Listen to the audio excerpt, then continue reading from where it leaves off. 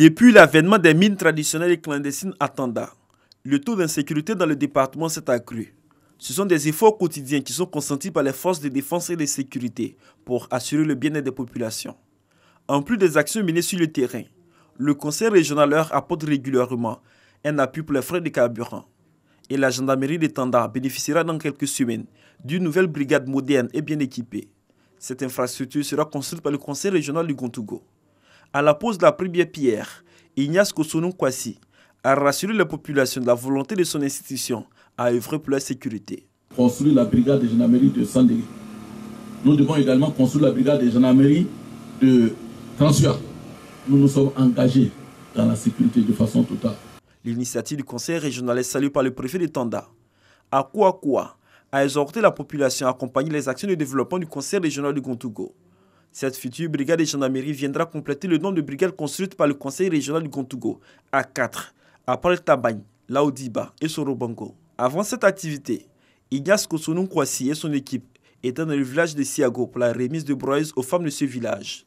Un don qui intervient dans le cadre de la célébration de la fête annuelle des jeunes des sous-préfectures de Tabagne et de Gouméré. Occasion pour le président du conseil régional du Gontougo, Ignace Kosonou Kwasi, de rassurer les jeunes et les femmes de la prise en compte de leurs préoccupations dans le cadre du budget triennal 2018-2021.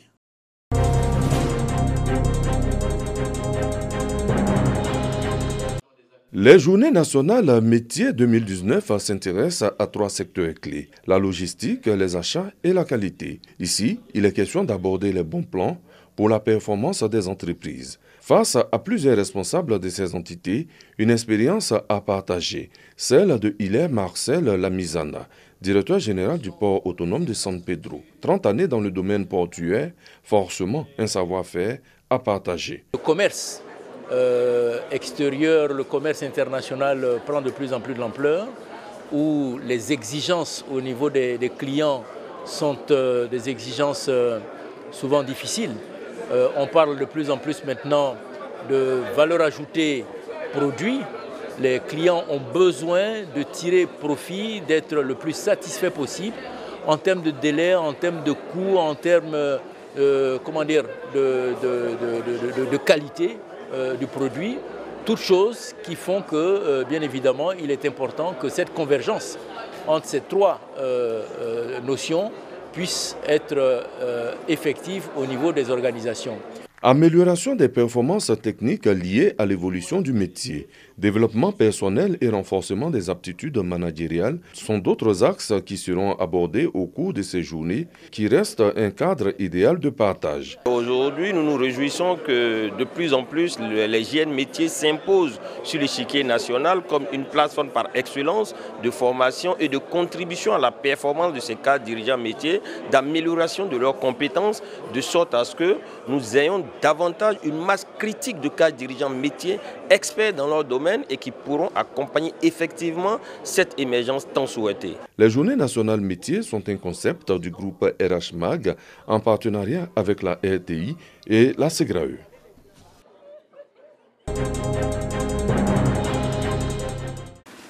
Des égreneuses d'arachide, des décortiqueuses de maïs, des balances et des motopompes. Des équipements agricoles de transformation acquis par 10 groupements féminins du département de Sine-Matiali dans le cadre du projet Autonomisation des femmes initié par l'ONG CARE International. Ces femmes du monde rural équipent ainsi leurs groupements à travers des prêts octroyés par des structures financières. Le projet HM est arrivé, on leur a dit qu'on devait leur donner des machines. Elles ont participé à l'achat des machines, mais elles pourront dire qu'elles ont payé ces machines à 100 francs parce que c'est parti de 100 francs. Elles encouragent les autres femmes à faire la même chose aussi. Pour l'ONG CARE International, ce projet soutient l'État de Côte d'Ivoire dans le cadre de la politique nationale de réduction de la pauvreté chez la femme en milieu rural. Un des axes clés de programmation des CARE, c'est sur l'autonomisation économique des femmes. Donc pour nous, à travers ce projet, on amène les femmes non seulement à s'engager dans une transformation des habitudes, pour ce qui est épargne et prêt, mais également à s'engager sur l'élan du développement économique à travers l'action entrepreneuriale. Parrain de cette cérémonie de remise d'équipement, le président du conseil régional du Pourou. Nous avons décidé effectivement que nous allons développer le partenariat avec CARE International de telle manière que la région du Poro devienne, comme nous l'avons toujours souhaité, comme avant, le grenier de la Côte d'Ivoire. Le projet d'autonomisation des femmes et de développement économique lancé en 2015 touche 14 000 femmes en milieu rural.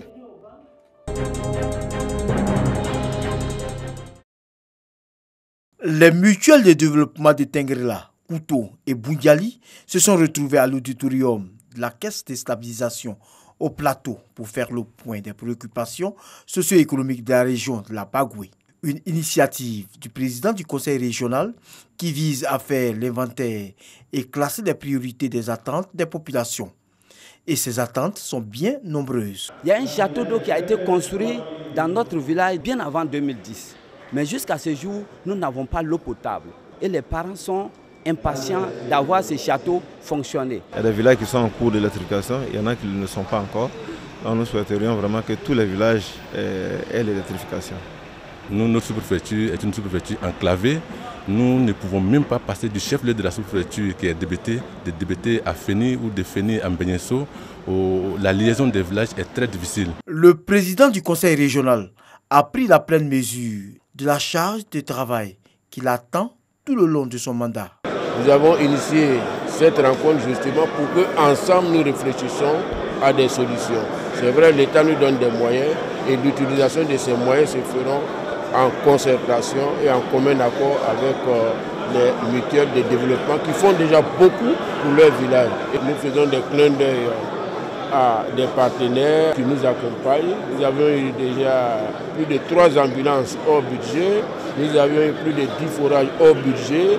Ça, il est encouragé, c'est innovant parce que ce que l'État, le gouvernement recherche est que les besoins éprouvés soient ce qui est réellement ressenti par les populations. Cette rencontre pour penser le développement avec le conseil régional et les associations et mutuelles a été co-parrainée par les ministres Kandia Kamara, Bruno Nabanye Kone et Mariatou Kone, tous cadres de la région de la Bagoué, représentés à cette cérémonie.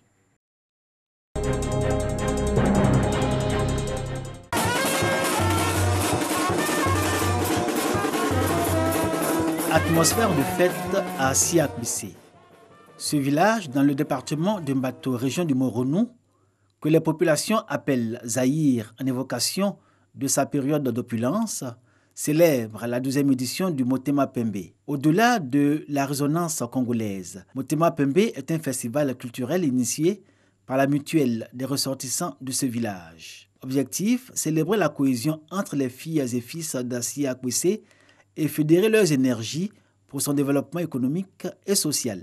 Asiakwese, de sa production cacaoyère et ses potentialités économiques, a été assimilé au Zaïre d'alors, actuelle République démocratique du Congo, qui avait la richesse. Les objectifs de la MIRA ont été toujours les suivants. Rassembler toutes les ressources humaines, financières et matérielles pour permettre le développement du village dans les domaines économiques, sociaux et culturels. Créer et entretenir en ses membres un esprit de tolérance, d'unité et de solidarité. Si Asiakwese hier a été un village opulent, le temps lui a fait perdre de sa superbe. Depuis que la région du Moronou a perdu son statut de boucle du cacao. Aujourd'hui, les défis à relever sont nombreux, autant que les attentes des populations. Construction d'une école maternelle dont la première pierre a été posée, l'équipement du centre de santé et l'achèvement du logement de la sage-femme. Ces manques, ajoutés au mauvais état des routes pour rallier le village, ont constitué le chapelet de doléances présenté au parrain du festival, l'inspecteur général d'État, Théophile Awandoli. Bientôt, des machines seront ici à Asiakwese pour l'ouverture de toutes les voies d'Asiakwese. Le festival Motema Pembe est devenu une institution à Asiakwese. Ce village, au riche potentiel agricole et peuplé de 17 000 âmes, a su faire de cet événement le creuset d'union et de cohésion sociale.